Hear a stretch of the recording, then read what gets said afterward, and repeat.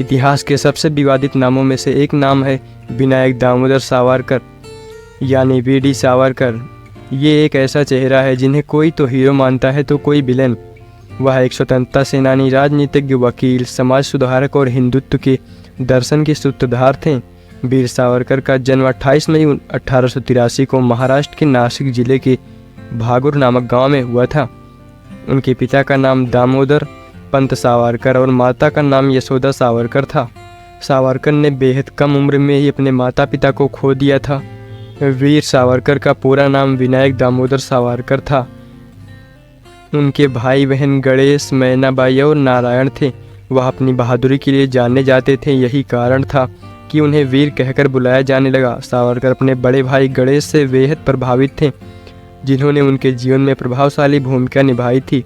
वीर सावरकर ने मित्र मेला के नाम से संगठन की स्थापना की, जिसने लोगों को भारत की पूर्ण राजनीतिक स्वतंत्रता के लिए लड़ने के लिए प्रेरित किया। अगर उनकी शिक्षा के बारे में बात करें तो उन्होंने फर्ग्यूसन कॉलेज पुणे महाराष्ट्र से बैचलर ऑफ आर्ट्स की पढ़ाई पूरी की। वे the honourable society of Gray's Inn London में बैरिस्टर के रूप में कार्यरत थे। उन्हें इंग्लैंड में लॉ की पढ़ाई करने का प्रस्ताव मिला और उन्हें स्कॉलरशिप की पेशकश भी की गई। श्यामजी कृष्ण वर्मा ने उन्हें इंग्लैंड भेजने और अपनी पढ़ाई को आगे बढ़ाने में मदद की।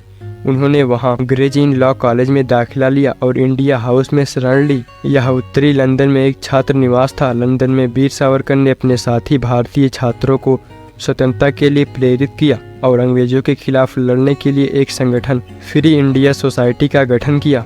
ब्रिटिश सरकार ने भारतीय स्वतंत्रता आंदोलन में शामिल होने के कारण वीर सावरकर की ग्रेजुएशन की डिग्री वापस ले ली। जून 1906 में वे बैरिस्टर बनने के लिए लंदन गए। जब वे लंदन में थे तो उन्होंने इंग्लैंड में भारतीय छात्रों को ब्रिटिश औपनिवेश आकाओं के खिलाफ प्रोत्साहित किया। उन्होंने भारत के स्वतंत्रता संग्राम में हथियारों के इस्तेमाल का समर्थन किया। 13 मार्च 1910 को उन्हें लंदन में गिरफ्तार कर लिया गया और मुकदमे के लिए भारत भेज दिया गया। हालांकि जब उन्हें ले जाने वाला जहाज फ्रांस के मार्सिले पहुंचा तो सावरकर भाग गए, लेकिन फ्रांसीसी पुलिस ने उन्हें गिरफ्तार कर लिया। 24 दिसंबर 1910 को उन्हें अंडमान में जेल की सज़ा सुनाई गई थी। उन्होंने जेल में बंद अनपढ़ दोषियों को शिक्षा देने की भी कोशिश की। हालांकि विट्ठल भाई पटेल, तिलक और गांधी जैसे महान नेताओं की मांग से सावरकर को रिहा कर दिया गया और 2 मई 1921 को भारत वापस लाया गया। लेकिन वीर सावरकर पर महात्मा गांधी की हत्या के मामले में भारत सरकार द्वारा आरोप लगाया गया था। बाद में भारत के सर्वोच्च न्यायालय ने उन्हें बरी कर दिया था। The Indian war of independence 1857 Savarkar द्वारा लिखित पुस्तक है, जिसमें उन्होंने सनसनीखेज व खोजपूर्ण इतिहास लिखकर ब्रिटिश शासन को हिला डाला था। अधिकांश इतिहासकारों ने 1857 के प्रथम भारतीय स्वतंत्रता संग्राम को एक सिपाही विद्रोह या अधिकतम भारतीय विद्रोह कहा था। दूसरी ओर भारतीय विश्लेषकों ने भी इसे तब तक एक योजनाबद्ध राजनीतिक एवं सैन्य आक्रमण कहा था जो भारत में ब्रिटिश साम्राज्य के ऊपर किया गया था। सावरकर ने 10,000 से अधिक पन्ने मराठी भाषा में तथा 1500 से अधिक पन्ने अंग्रेजी में लिखे। बहुत कम मराठी लेखकों ने इतना मौलिक लिखा है। उनकी हे हिंदू, नृसिंहा प्रभु, शिवाजी राजा, तानाजीचा पोवाड़ा आदि कविताएं अत्यंत लोकप्रिय हैं। वीर सावरकर की 40 पुस्तकें बाजार में उपलब्ध हैं। सावरकर एक महान समाज सुधारक भी थे। उनका दृढ़ विश्वास था कि सामाजिक एवं सार्वजनिक सुधार बराबरी का महत्व रखते हैं। वे एक दूसरे के पूरक हैं। उनके समय में समाज बहुत सी कुरीतियों और बेड़ियों के बंधनों में जकड़ा हुआ था। इस कारण हिंदू समाज बहुत ही दुर्बल हो गया था। अपने भाषणों, लेखों व कृत्यों से इन्होंने समाज सुधार के निरंतर प्रयास किए। हालांकि यह भी सत्य है कि सावरकर ने सामाजिक कार्यों में तब तक ध्यान लगाया जब उन्हें राजनीतिक कलापों से निषेध कर दिया गया था, किंतु उनका समाज सुधार जीवन पर्यंत चला। उनके सामाजिक उत्थान कार्यक्रमों न केवल हिंदुओं के लिए बल्कि राष्ट्र को समर्पित होते थे। हिंदी भाषा को राष्ट्रभाषा बनाने के लिए सावरकर सन 1906 से ही प्रयत्नशील थे।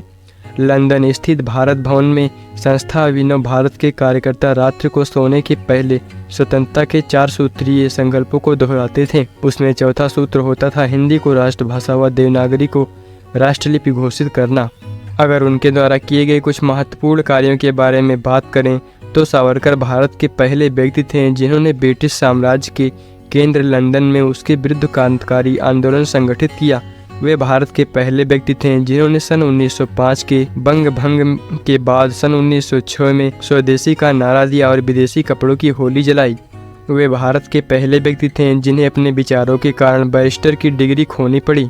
वे भारत के पहले और दुनिया के एकमात्र ऐसे लेखक थे जिनकी पुस्तक को प्रकाशित होने के पहले ही ब्रिटिश साम्राज्य की सरकारों ने प्रतिबंधित कर दिया था। वे दुनिया के पहले राजनीतिक कैदी थे जिनका मामला हेग के अंतर्राष्ट्रीय न्यायालय में चला था। जब भीमराव अंबेडकर ने बौद्ध धर्म स्वीकार कर लिया तब सावरकर ने कहा था अब जाकर वे सच्चे हिंदू बने हैं। सावरकर ने ही वह पहला भारतीय झंडा बनाया था जिसे जर्मनी में 1907 की अंतर्राष्ट्रीय सोशलिस्ट कांग्रेस में मैडम कामा ने फहराया था और इस तरह उनका कार्य देश के उत्थान के लिए लगातार चलता रहा और वे देश को आज़ाद होने के बाद कुछ समय तक भारतीय राजनीति से भी जुड़े रहे और देश के लिए गौरवान्वित कार्य किए। आमतौर पर माना जाता है कि उन्होंने खुद अपने लिए इच्छा मृत्यु जैसी स्थिति चुनी थी। उनका निधन 26 फरवरी 1966 को हुआ था। उससे एक महीने पहले ही उन्होंने उपवास करना शुरू कर दिया था। माना जाता है कि इसी उपवास के कारण उनका शरीर कमज़ोर होता गया। सावरकर ने अपनी मृत्यु से 2 साल पहले 1964 में आत्महत्या या आत्मसमर्पण नाम की एक लेख लिखा था। इस लेख में उन्होंने अपनी इच्छा मृत्यु के समर्थन को स्पष्ट किया था। इसके बारे में उनका कहना था कि आत्महत्या और आत्मत्याग के बीच एक महत्वपूर्ण अंतर होता है। सावरकर ने तर्क दिया था कि एक निराश इंसान आत्महत्या से अपना जीवन समाप्त करता है, लेकिन जब किसी के जीवन का मिशन पूरा हो चुका हो और शरीर इतना कमज़ोर हो चुका हो कि जीना असंभव हो तो जीवन का अंत करने को स्व बलिदान कहा जाता है। सावरकर की आत्मकथा मेरा आजीवन कारावास के परिस्थिति में उनके अंतिम दिनों में लिखे गए कई पत्र प्रकाशित हैं। इसी में एक पत्र ऐसा भी है जिसमें उन्होंने कई तर्कों और अपने जीवन में आए क्षणों के जरिए इच्छा मृत्यु की व्याख्या भी की है। अपने आखिरी दिनों में उन्होंने दवाई लेनी भी बंद कर दी थी, साथ ही उन्होंने खाना पीना भी छोड़ दिया था। इसलिए लोग कहते हैं कि उन्होंने इच्छा मृत्यु चुनी। फरवरी 1966 से वे पूरे तौर पर व्रत करने लगे थे। इस व्रत में वे ना तो जीवन रक्षक दवाइयाँ खा रहे थे और ना ही खाना पानी। 26 फरवरी 1966 को 83 वर्ष की आयु में सावरकर पंचतत्व में विलीन हो गए। 1966 में वीर सावरकर के निधन पर भारत सरकार ने उनके सम्मान में एक डाक टिकट भी जारी किया। उस समय हमारे देश में राजनीतिक अस्थिरता प्रारंभ होने लगी थी तथा लाल बहादुर शास्त्री की मृत्यु के उपरांत इंदिरा गांधी देश की नई प्रधानमंत्री बनी थीं। अपने राजनीतिक विद्रोहियों को जवाब देने के लिए ही वीर सावरकर को यह सम्मान दिया गया था। इनके नाम पर ही पोर्ट ब्लेयर के विमान क्षेत्र का नाम वीर सावरकर अंतर्राष्ट्रीय हवाई अड्डा रखा गया है।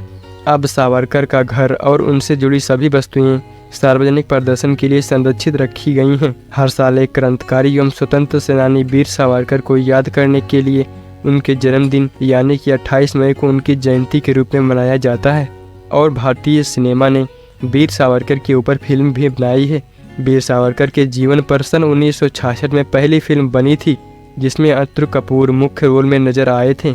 वह मलयालम और तमिल 2 भाषाओं में रिलीज हुई थी। उसका नाम काला पानी था और फिर बाद में सन 2001 में वीर सावरकर के जीवन के ऊपर वीर सावरकर नामक फिल्म बनी जिसे बाद में रिलीज भी किया गया और बेहद पसंद भी किया गया। वीर सावरकर जो देश के एक ऐसे नेता थे जिन्होंने राजनीति के साथ साथ संस्कृति को भी अपने जीवन में महत्वपूर्ण स्थान दिया। यहाँ तक कि हिंदुत्व की रक्षा के लिए उन्होंने स्वयं ही आत्मसमर्पण करके खुद को भारत के इतिहास में एक महत्वपूर्ण स्थान प्रदान किया।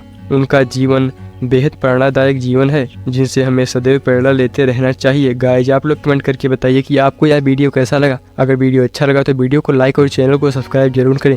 अपना बहुमूल्य समय देने के लिए धन्यवाद। जय हिंद।